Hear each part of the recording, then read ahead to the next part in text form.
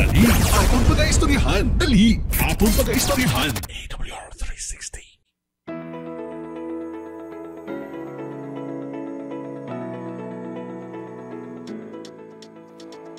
May mga pon mga kauturan, mga ka-360, kamusta ang akon mga pinalangga dira, ang aton mga pinalangga kag maukod nga nagasubaybay sa sining aton nga programa diri sa AWR 360 Bacolod, broadcast to baptism, yang ginatiguluhan.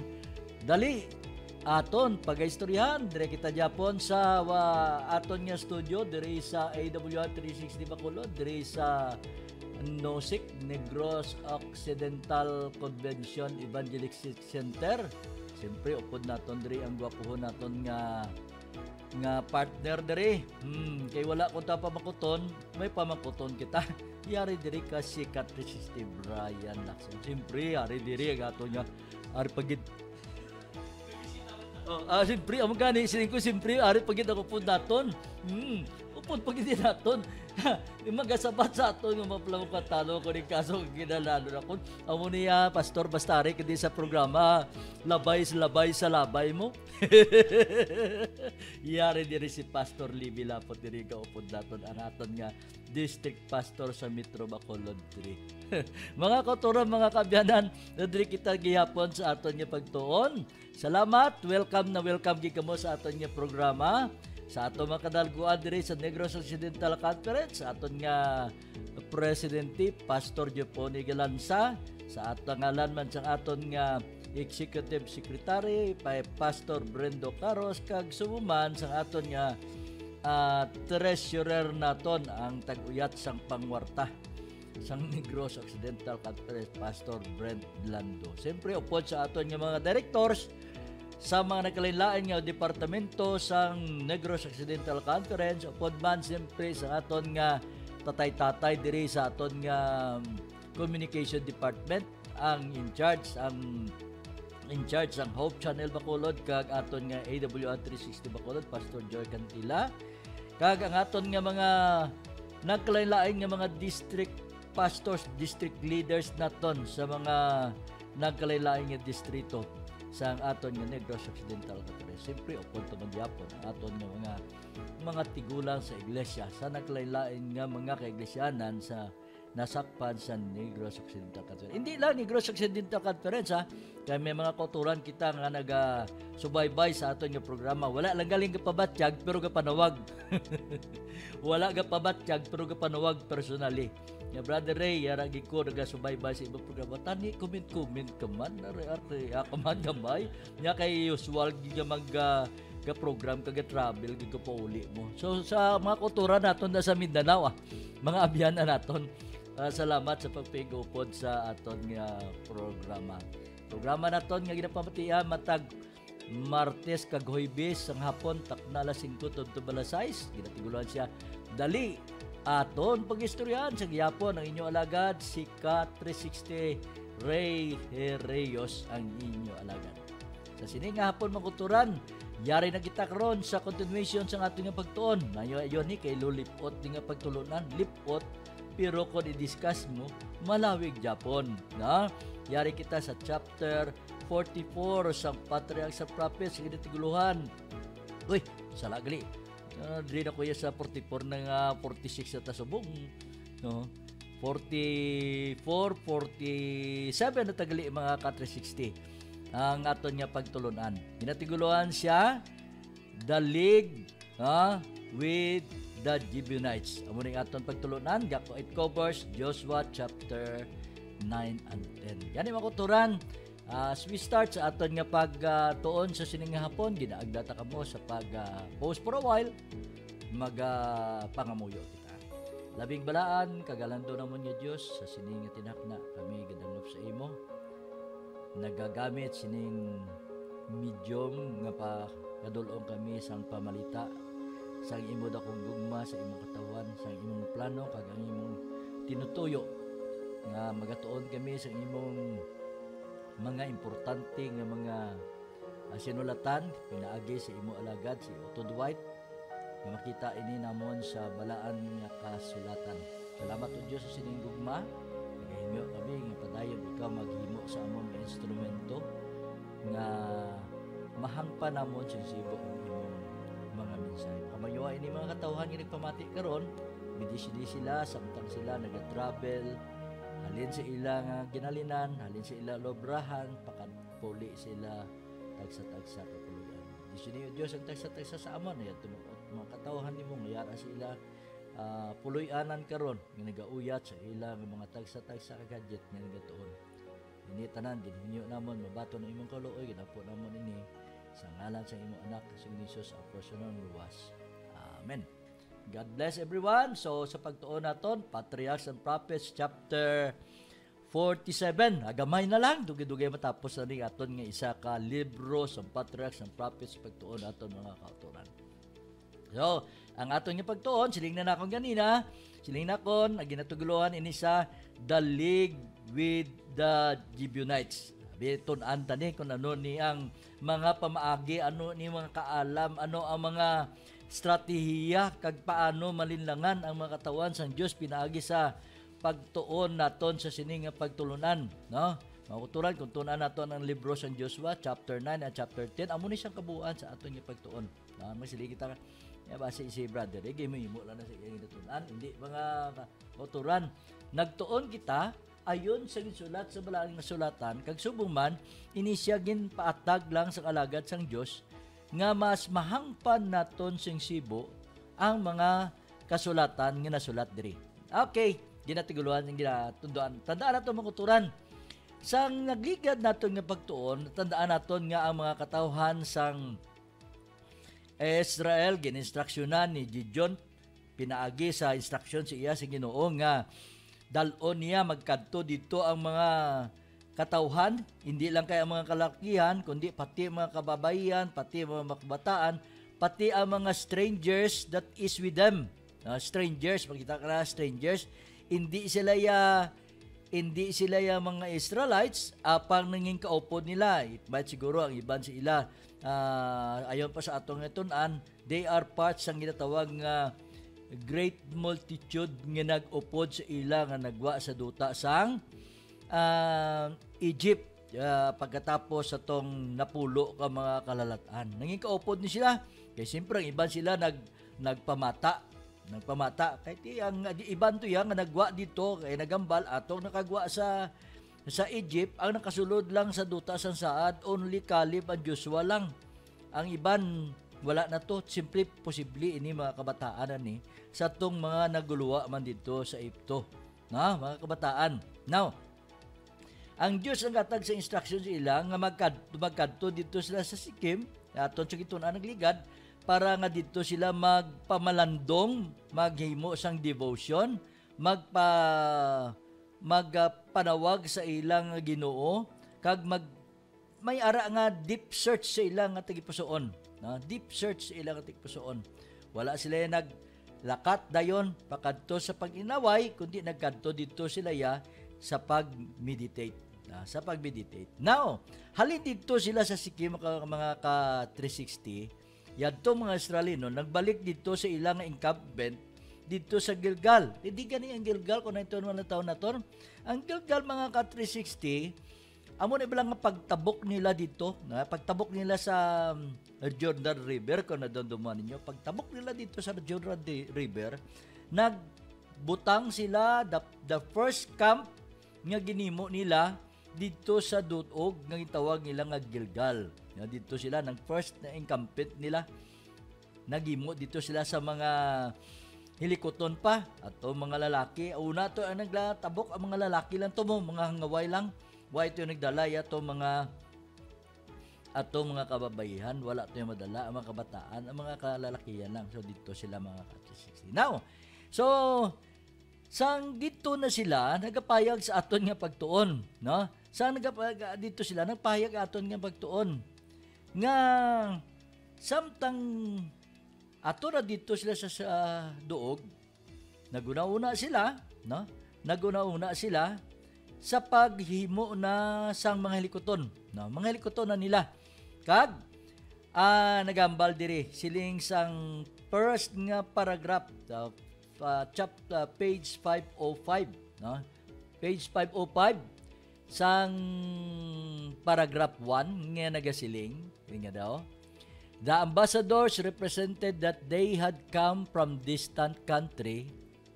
This seemed to be confirmed by their appearance. Their clothing was old and worn. Their sandals were patched.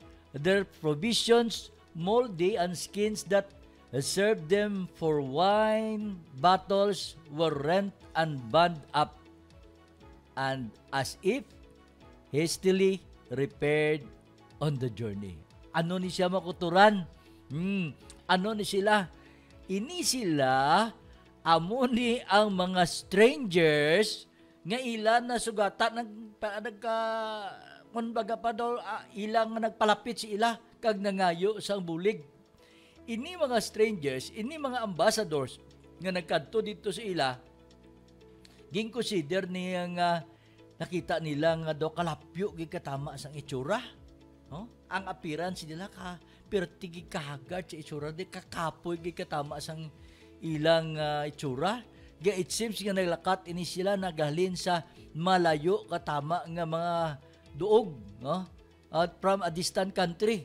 Kag nakitaan ang ilang nga mga bayo, makitaan nga daan nagikatama kag worn out ng daang ilang bayo, kag ang ilang mga sandals gagin kulap-kulap pa na, no? Kag ang ilang nga mga provisions, ang ilang pagkaon nga gidala, it seems nga panis na, muldi na. Kag ang ilang nga mga panit nga ginbutangan ini serbi nga amo ang suludlanan sang ilang nga mga bottles, sang ilang nga mga ilimnon o kung sa mga wine o kung sa mga dugos sang prutas, makita naton nga gisi, medyo naggisi-gisi na kag medyo ang ilang nga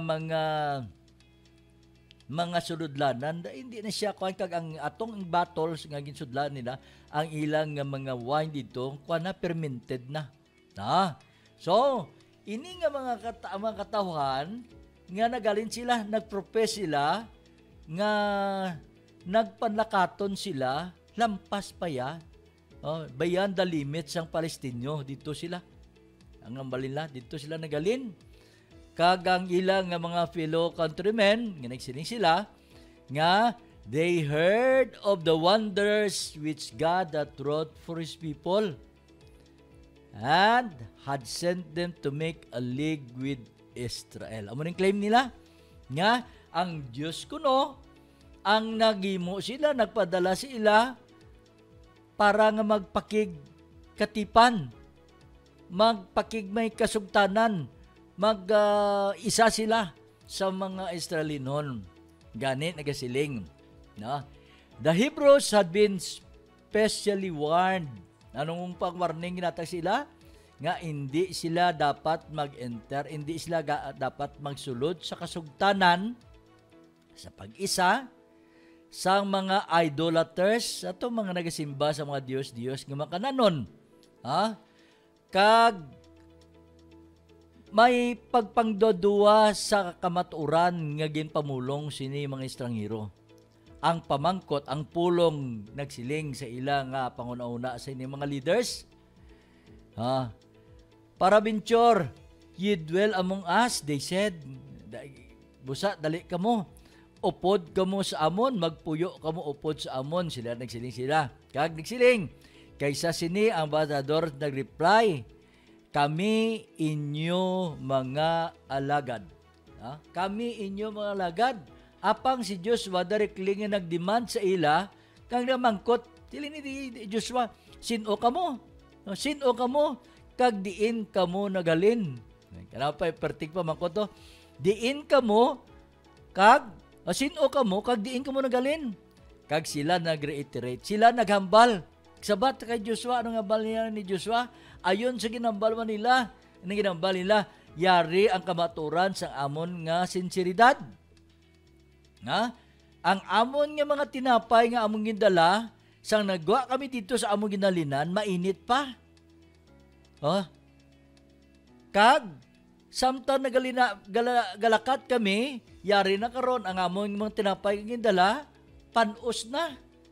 Muldi na gani, o kung ginlawaan na. Malala kaginlawaan na. Kag, ang butilya, o kung tandaan naton ang butilya, nahimo ini siya sa sa animal skin nga gintagik nila, ginimo nila nga subong suludlanan sa ilang nga wine. Nya ang botilya ang suludlanan sang amon nga bino nga ginpuno namon ini sa pagali namon bag-o pagit. Bag-o pa meaning bag-o pa hindi pa ya fermented Kung bag-o pa hindi pa fermented. And behold, they be rent na ining ilang kwan, ilang suludlanan siya? Nagisin kag ang amon mga garments, ang amon nga mga shoes na nagdaan na amon ning rason sa amon malawig nga pagpanlakaton. Okay? Malawig nga pagpanlakaton. Now, ang istorya nagapahayag sa aton sila nya ini nga pagpakita nila o kung ini nagpahayag sila nagprevail mini nga amo nang gituhan, amo nang patihan. No, wala naman sila further nga pamangkot gani pamangkot ni Joshua. Sin-o kamo kag diin kamo naghalin. Na? Sin-o kamo kag diin kamo naghalin. Ang mga Hebrano namangkot, wala na namangkot nanungod sang council sa Ginoo, nanungod sa sini mga tawo. Wala na sila namangkot. Kag si Joshua man naghimo sang iya nga pagkatipan sa ila. Kag naghimo sa nag-ara siya may isa na kasugtanan sa ila nga mangit-isa na sila. Kag ini sila kaupod sa mga Israelinon. Ang mga prinsipe, ang mga princesses, sang kongregasyon nagpakigsaad sa ila. Anong pakigsaad sila? Thus the treaty was entered into. Mga prinsipe, sang mga tribo-tribo bala, kundi may mga prince, okay? Nagpakigsaad sa ila. Sa 3 ka adlaw pagkaligad sa tong hitabo nga nagkadto ini nga mga dumuluong sa ila nga nakikatipan sa ila kag sila man mismo ginbaton man nila nadiskubrihan nila ila nababtian nga ining ilang ginsapupo amo ining ilang nga mga neighbors, amo ning ilang nga mga amo ning ilang nga mga ara na sa palibot nila that they dwelt among them nang nadiskubrihan nila ini mga neighbors nila nga yara sila palibot nga nabalaan nila nga inigali hindi na nila ma-resist, hindi na sila ka-resist tungod ining mga katawhan ginkilala amo na sila ang mga taga-Gibeonites nga nangita naghimo sa pamaagi para mapreserbar ang ila kaugalingon na gano sila nagpakigkatipan sila kag nagpakilala sila nga mga stranger sila sa nagalin sa malayo nga lugar. Pero gali kung nato natawon ini isa kadako nga deception, ini isa kadako nga pagpatalang sa pagpatalang nga pagpatalang tungod wala nila ginusisa sang maayo. Nagpatila sila sa kadaanon sang bayo, nagpatila sila sa kadaanon sang ilang sandalyas, yung ginatuklap-tuklapan lang o kung ginatukap-tukapan na lang, nagpati sila sa mga pagkaon nga namoldiha, nagmold na, nalawaan na, nagmala na, kanalawaan, nagpati sila nga atong suludlan mismo sang wine, na matamat nagagustnit, nagpati sila, makita ta na sa balaan nga kasulatan. Yan ay siling sang Proverbs chapter 12 verse 22 na siling siya. Lying lips are abomination to the Lord. Siling naman sang Psalms chapter 24 verse 3, He that shall ascend into the hill of the Lord and stand in his holy place is he that sweareth to his own heart and changeth not. Yadto gali nga nagdaya, yadto nagbutig, abomination na sa tubang sa Ginoo. So ini nga mga dumuluong nga nagigkatipan sa ila, hindi na nila masikway. Kay may kuana mo, may ara ng acceptance, ginbato na nila. Kag ini mga Gibeonites, gintugutan nila sa pagpakig-upod sa ila, sa pagpuyo upod sa ila, kag may ara nga attachment na between sila nga free men kag ato ang bondmen sa sanktuaryo kag sa ilang nga mga hilikoton. Gani mga kauturan, aton balikan ini nga aton pagtuon pinaagi sa pagkatapos sa aton nga pagpanundong. Dali, atong pagkaistoryahan. Dali, atong pagkaistoryahan. AWR 360.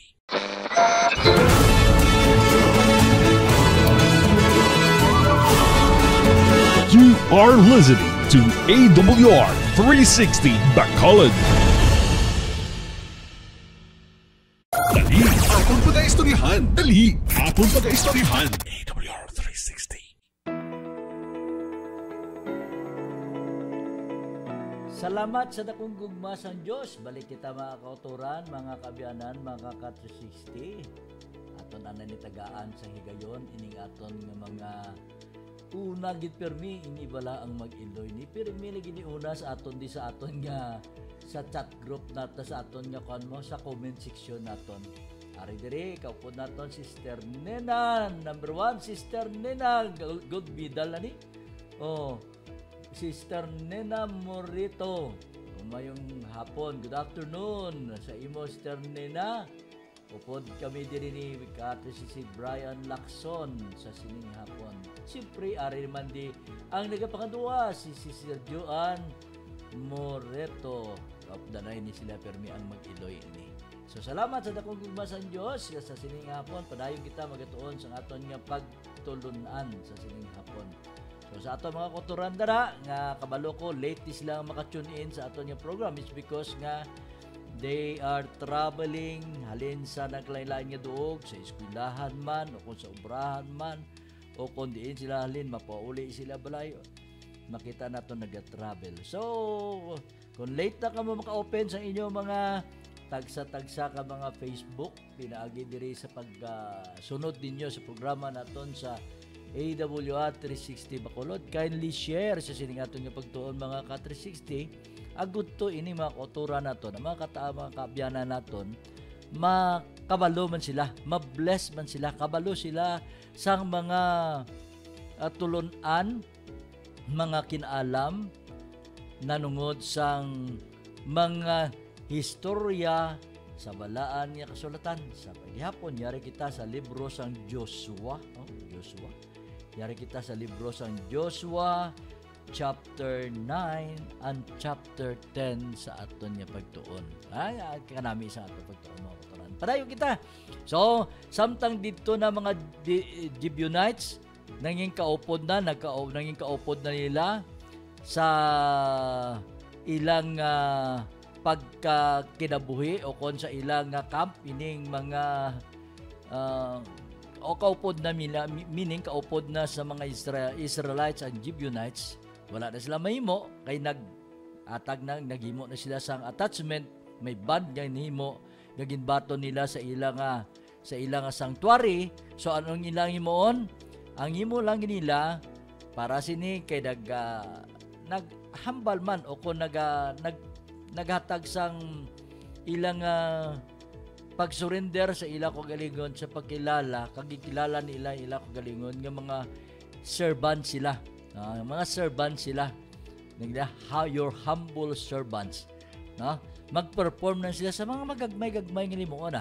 No? Mga gagmay nga limuon sa pagtipon abi sang pagsagop sang tubig, sa pagtipon sa mga kahoy. No? Munang himuon nila dito sa altar mismo. Mga serbisyo sila sa pagkakot sa pagtipon.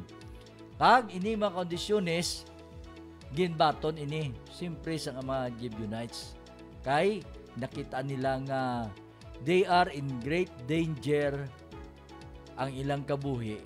Amo ning kabayan sa ilang kabuhi para makikatipan sila sa mga Israelinon. But kabalo kita mga kauturan nga ang balaan nga kasulatan nagapamulong gid nga hindi dapat sila magkatipan sa mga dili tumuluo, no? Dili tumuluo, hindi dapat sila magkatipan kay nagambal gani ang Diyos. Ano gani ang instruction sa Diyos? Kung duduman nato na instruction dito sa nagsalakay sila sa naunang nga syudad sang Kanaan ato ang Jericho, ang instruction sa Dios wala sang bisan isa nga ibilin. Wala gid sa isa bisan isa ibilin.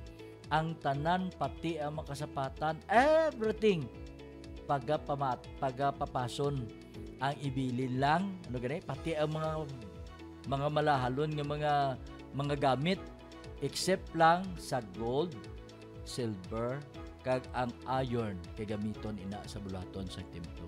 Pero di kita daton mga kuturan. So, diri kita nagawasabta nagapadayon kita sa ato gipagtuon nga nagasiling.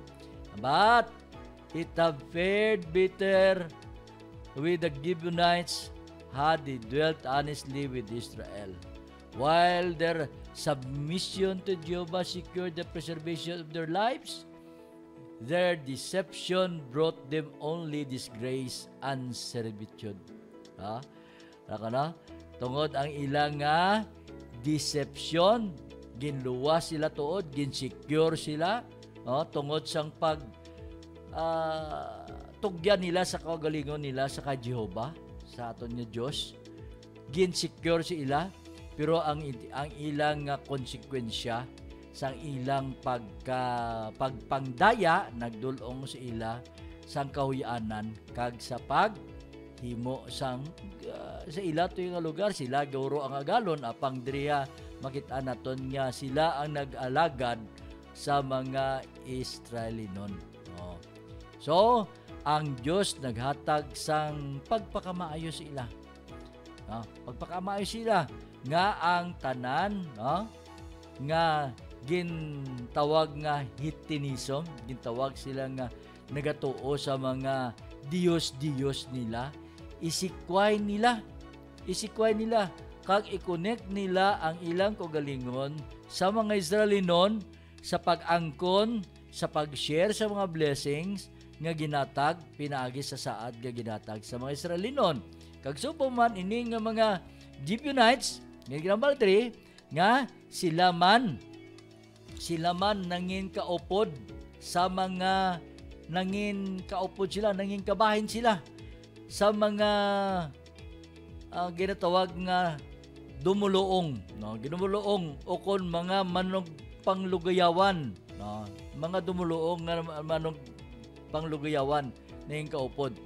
Kag apang may ara lang pila ka ma-exemption sa sini nga klase nga hindi nila ma-enjoy equal nga pribileyo sa mga Israelinon. Amo na ang ginpamulong sang Dios sa ila pinaagi sa iya lagad nga si Joshua. So, kung ang estranghero nagpanlakaton, nagpunagayawan, upod ninyo sa inyo mga kadutaan, kinlanan sila, ye shall not vex him. Hindi nila dapat paghalitan ini. Hindi nila pagsakiton, hindi nila paghimuan sang hindi maayo. Apang nagapayag, but the strangers that dwelleth with you shall be unto you as one born among you, and thou shalt love him as thyself. Kanami isang pansang Ginoo. Ato mga estranghero nga nagpuyo upod sa inyo, kailangan kabigo nila ninyo sila nga kaangay nga isa lang kamo nga natawhan, isa lang kamo nga natawo, nagupod sa inyo, kag higugmaon ninyo sila kaangay sa inyo kaugalingon. Sining isang libro sa Leviticus chapter 19 verse 33 kag 34 mga kate 16. Kag nagasilipagid concerning the Passover and offering sacrifices, it was commanded, one ordinance shall be bought for you of the congregation, and also for the strangers that sojourneth with you, as ye are, so shall the strangers be before the Lord. So kung ano man ang covenant, ano man ang instruction, ano man ang ordinansya nga ginahimo sa mga katawan sa Israel, amo man ni dapat ang imuon sang mga ilang nga dumuluong. Sila tuod mga strangers, pero kaging kabig ng isa, kinlanan nimo una amo na pala sa aton ni mga tagsa-tagsa ka panimalay. Kung may ara kita nga dumuluong sa aton balay, kinaga-practice kita nga during Sabbath day, pag sunset, wala na tagagamit, wala na tagapaandar sa television, no? Wala na tagapaandar sa mga music, nga mga worldly music, biskan pa gani pagpamati news no? Pamati news, kinalay concentrate na. Pamati sa news, kinalay mo unta na, hindi lang ikaw, pati ang dumuluong, kung kisami kuan kita bala, ngay kung may dumuluong ganit sa aton sa balay, wala naton niya sila, do exempted sila sa aton bulahaton. Nandun ko na, may bisita kami, may dumuluong kami sa balay, ng bala namon. At di, maupod ka mo sa amo masimba, niya di nila ko, amo mo ni, niya kay mang laba ko, guys, nga na karoon dahil si Mrs. Kung balat ko, hindi ka pwede, hindi lang niya mang laba, ako mang laba, karoon na mang sunset. Nga how, o di na ka missionary ka na sila, gin-explain dahil ni Mrs. nga, hindi pwede magamuni. Nyati malakat lang ko kan, okay na sa imo kay kung anong imuon mo, basta kung ari di sa balay, pasensya gina kay amon nga mga ginahimo sa balay mo, ginaunor na mo ang adlaw ng inong buhay. So everything ngayari diri nga ginagamit mo sa balay nga makadulong sang hindi makahimaya amon Ginoo, wala na mo ginimo. So ginimo sa among bisita ko isa nagalakat na lang, mabalik na sa paghapon or hindi gani pagbalik ka na gado pod mo sa simbahan, mabalik na siya sa downtown, mabalik sa upod na sa simbahan, balik sa amon to uli, or kung isa may ara man nga nagaupod na gilang pakanto sa simbahan, amon abla mga kat 60 kinalan i-emphasize naton diri naton makita sa aton yung pagtuon ng grapaya gali nga pinaagi diri kinalan ang mga katawhan, ang mga dumuluong sa aton balay maghimo man. Niya, such was the footing on which the Gibeonites might have been received. But for the deception to which they had resorted, it was no light humiliation to those citizens of royal city. All the men thereof were mighty to be made hewers of the wood and drawers of water throughout their generation. So, hindi lang gali iagi lang, hindi lang agi lang, throughout the generation, nangin ano sila? Nangin slave sila, mga katuran. Mga naghimo sila sa pagkuha sa mga kahoy, no? Pagtipon sa mga kahoy, mangahoy sila, o kon magsag-ob sila sa tubig throughout sa ilang henerasyon. Apang ining nakita naton, gin-adapt sila ya kung ano ang pagpakamaayo ginatag sa mga katawan sang Israel, amo man ang pagpakamaayo nga ilang na angkon. So, ang isa lang di ka nami, kaya to mga Gibeonites, nag-submit sa ila kagalingon sa mga Israelites. No? Ginag-submit sila sa ila kagalingon sa Israelites. Kaning sila the submission of Gibeon to the Israelites filled the kings of Canaan with dismay. No? Kaya nag-surrender sila, nagpaalagad sila sa ato mga hari sa Kanaan na dismayagid sa sining mga Gibeonanhon, mga Gibeonites. So ano natabo? Steps were at once taken for revenge upon those who had made peace with the invaders. Under the leadership of Adoni-Sedek, king of Jerusalem, 5 of the Canaanites king entered into a confederacy against Gibeon. Their movements were rapid. The Gibeonites were unprepared for defense and sent a message to Joshua at Gilgal. Slack not thy hand from thy servant. Come up to us quickly. Save us. Help us. For all the kings of Amorites that dwell in the mountains are gathered together against us. The danger threatened not the people of Gibeon alone, but also Israel. This city commanded the passage to central and southern Palestine, and it must be held if the country was to be conquered. O grabe, nagtipon ang tanan niya mga kings, no? Ang tanan niya mga kwansang Kanaan, nagtipon kag nagimo sila pamaagi under the leadership ni Adoni-Sedek. nga king sang Jerusalem, ano sila? Kay sulungon nila ato ang mga Gibeonites, ato mga Gibeons nga nagsurrender o kung nagpakigkatipan niya sa mga dumuluong mga amo ang Israeli noon. Adrin makauturan kag nakita sa Gibeonites, siyempre di sila kasarang kag nakulbaan sila, nangayo sila bulig sa mga Israeli noon. Apang din nato makita even ang mga Israeli noon during the time gingkulbaan sila, no? Gingkulbaan sila sa kadamuon bala nga gulpiada. Apang din nato makuturan. Kita naton sa dason nga paragraph nga nagapayag sa aton. Dinya, si Joshua nagpreparar sa paglakat sa paghatag sa bulig dito sa mga taga Gibeon. Sa mga Gibeon, ang mga katawhan ginsalakay.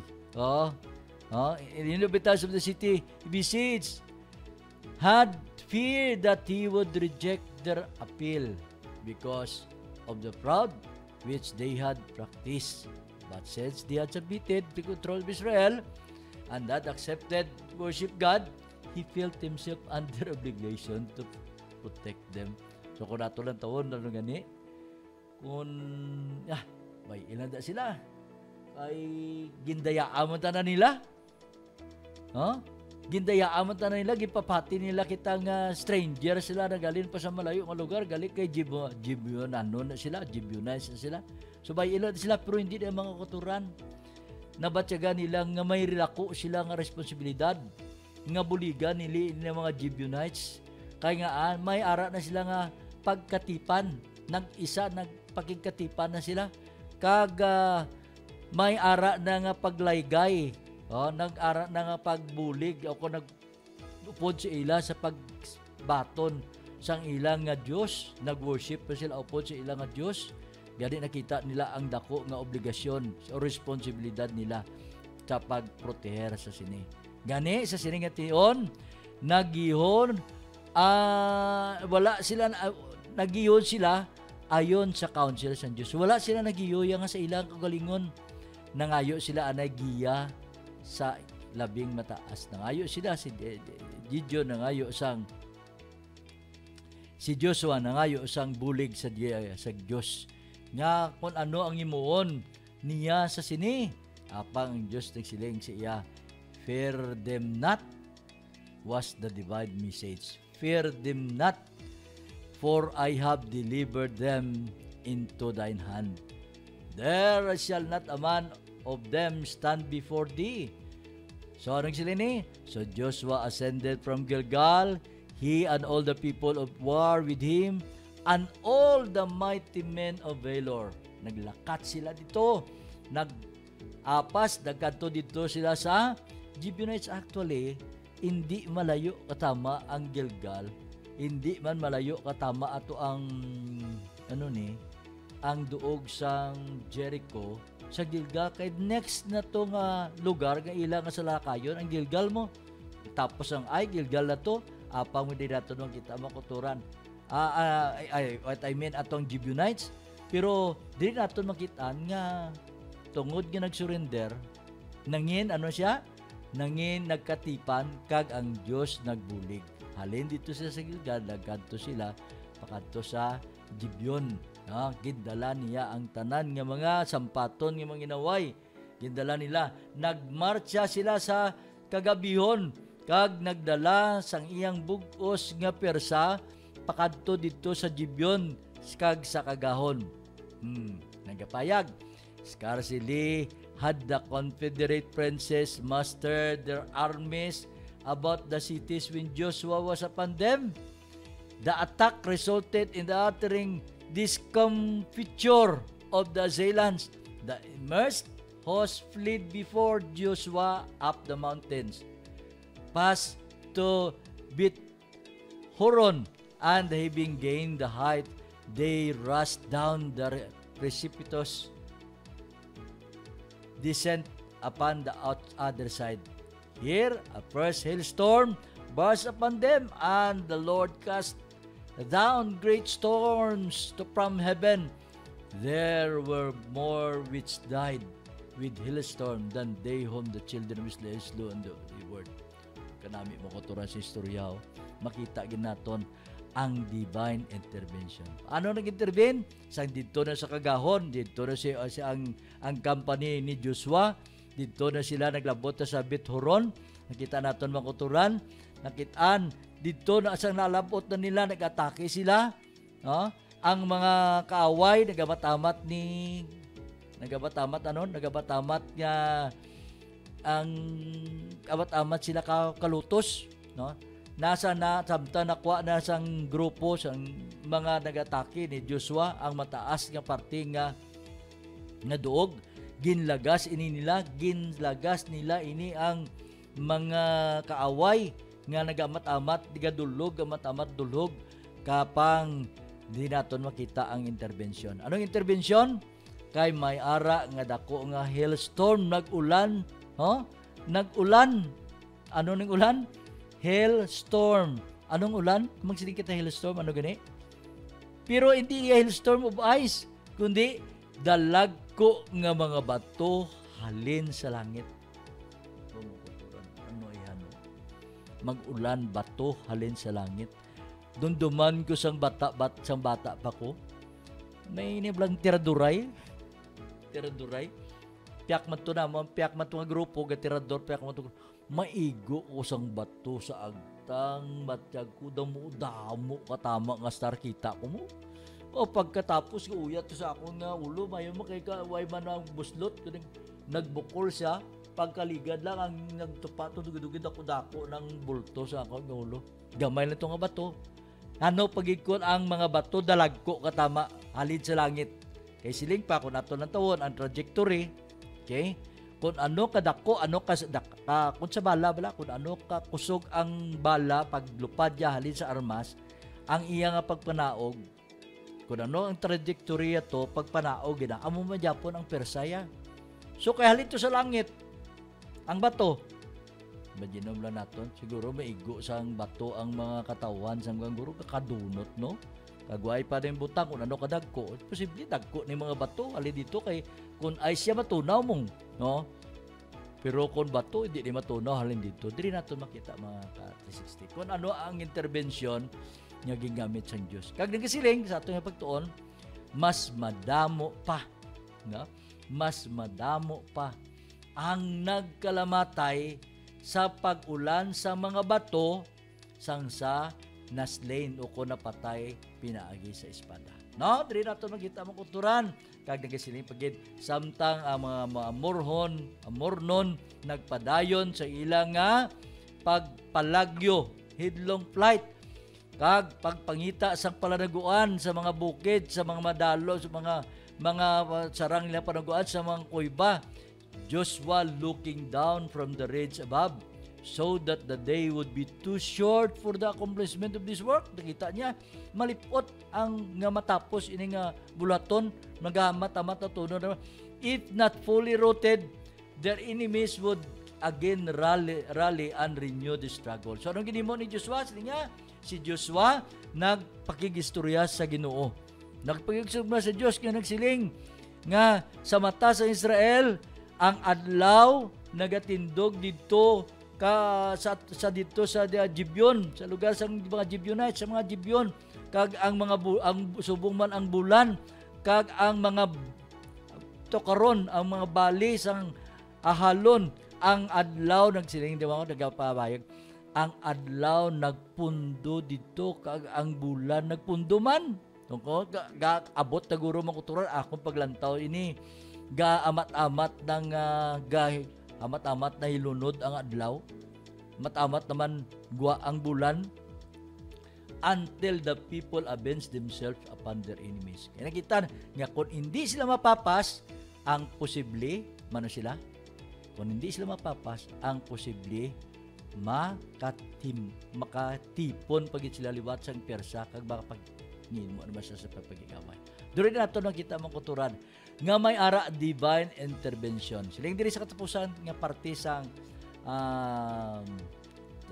page 508 paragraph 2 nga nagasiling, the sun stood still in the midst of heaven and hasted not to go down about a whole day. Wala gid sa nanaog. Wala gid sa nanaog sa bug-os nga adlaw. Bug-os nga adlaw whole day. Magsili ka whole day, that is 24 hour na nga isip mga kuturan. So, salamatan nato ng Diyos mga kuturan. Dili naton otdo ng aton nga pagtuon sa sini nga hapon. Actually, gamay na gilang katama. Gamay na gilang katama nga nagpayag na sa tapos sa taglaga. Gamay na gilang nga nagapayag sa ato mga kuturan. Nga na tob-tob nag-abot ang kagabihon na nagdaog ini ang katawan sa Dios, no? Nagdaog ang katawan sa Dios. Di pakhayag sa Dios nga ang iya nga gahom makit-an sang tanan. Ang iya nga saad ginhatag diya sa tanan. Kasi diya, the Spirit of God inspired Joshua prayer that evidence might again be given of the power of Israel's God.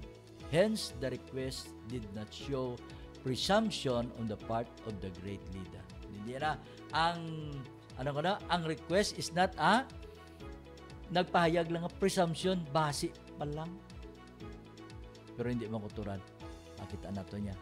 Nagahuna-una. Pero makita naton ang Diyos sang Israel, ang Diyos sang langit, mangin matuod. Nagtestify sa mga mirakulong inatag niya, no? Sang ginsuguran pa in the time of creation until sa tinion hasta subong sa aton nga panahon. Nagagamba gani mo kuturan sa katapusan nga paragraph the revelator described the destruction that is to take place when the great voice out of the temple of heaven announces, "It is done. It is done." He says, "There fell upon men a great hail of heaven. Every stone's about the weight of a talent." About a weight of the talent, no kuturan na. Stones niya ang ginambal diri sa katapusan sa Revelation 16:17. Hailstorm, yelo nga nag-ulan sang mga 50 ka kilo. Pero imagine ba natin kuturan. So salamat sa akong gugma ginatag sa Ginoo sa aton. Kasi nga kapunon mga kuturan, aton dayawon ang Dios tungod nga gipahayag niya ang iyang nga mirakulo para sa iya nga makatawang. Ginpakita iya sa unang panahon, amuman ipakita iya sa aton nga panahon. Pinaagi sa aton pagkamatinuman. Gani mga kuturan, salamat sa pagigupod sa aton sa pagtuon naton sa sining hapon. Salamat sa dakong gugma sa Dios. Gani gaampo kita pinaagi sa pag aton nga pagpangamuyo. Kami nagapasalamat labing bilaan kagalado namon nga Dios sa dakong gugma nga ginatag nimo. Salamat sa sining kaalam nga amo na angkong karon. Kami pasalamat sa saad nga ginatag nimo nga ikaw hindi gid magpabaya sa santong imong mga pinili nga katawan. Magagubay tub-tub sa walay katubtuban, mag-amlig sa naglain-lain nga mga pagtilaw nga nagalabot sa mga amon kabuhi. Kag maghatag sa amon, mag-supply sa amon sa tanan namon kailangan. Salamat o Dios. Bendisyon ni inyo imong mga katawan nga nagpamati karon. Bendisyon ni sila, ginuha sila nga instrumento man sa imong kaayo. Ni tanan gininyo na mabaton ang imong kaluoy ginampo namon ini. Sa ngalan ni Jesus ang personal